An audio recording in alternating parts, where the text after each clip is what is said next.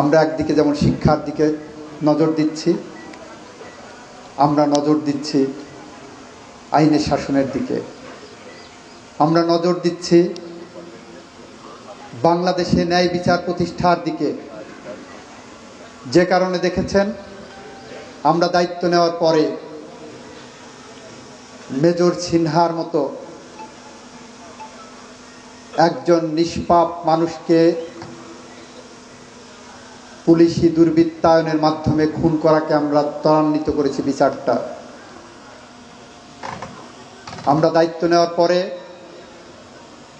আবরার ফাহাদের মতো মেধাবী ছাত্রকে নির্মম হত্যাকাণ্ডের বিরুদ্ধে সর্বোচ্চ গুরুত্ব দিয়ে বিচার করার চেষ্টা করেছি। আমরা ন্যায় বিচার প্রতিষ্ঠা করতে চাই বলেই জুলাই গণ অভ্যুত্থানে মানবতা বিরোধী অপরাধের সম্পৃক্ত থাকার কারণে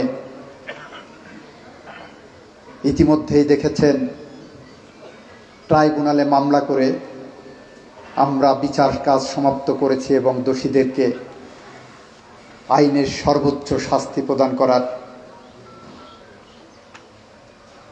যে প্রক্রিয়া, সেই প্রক্রিয়া সম্পন্ন করেছি। এটা আমাদের অঙ্গীকার। এটা অনেক হার্শ হইতে পারে, অনেকের কাছে মনে হতে পারে এটা রাজনৈতিক, কিন্তু যে এভিডেন্স এসেছে, যে সাক্ষ্য প্রমাণ এসেছে, পৃথিবীর যে কোনো আদালতে গেলেই এই সাক্ষ্য প্রমাণ বলবে যে এরাই দোষী, এরাই গণ অভ্যুত্থানে হত্যাকাণ্ডের সাথে জড়িত। আমরা এমন একটি বিচার প্রক্রিয়ার মধ্য দিয়ে এগিয়ে যাচ্ছি। সমালোচনা আমাদের থাকবেই, কিন্তু কারা সমালোচনা করছে তাদের দেখতে হবে। আর আমি 1400-র উপর মানুষ মাত্র 20 দিনে খুন হয়েছে সেটা দেখছি।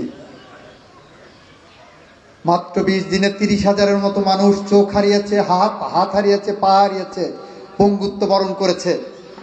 আমি এদের জন্য ন্যায় বিচার দেখছি। এখানে হাসিনা আমার কাছে মুখ্য নয়, আমার কাছে মুখ্য মানবতা বিরোধী অপরাধ হয়েছে।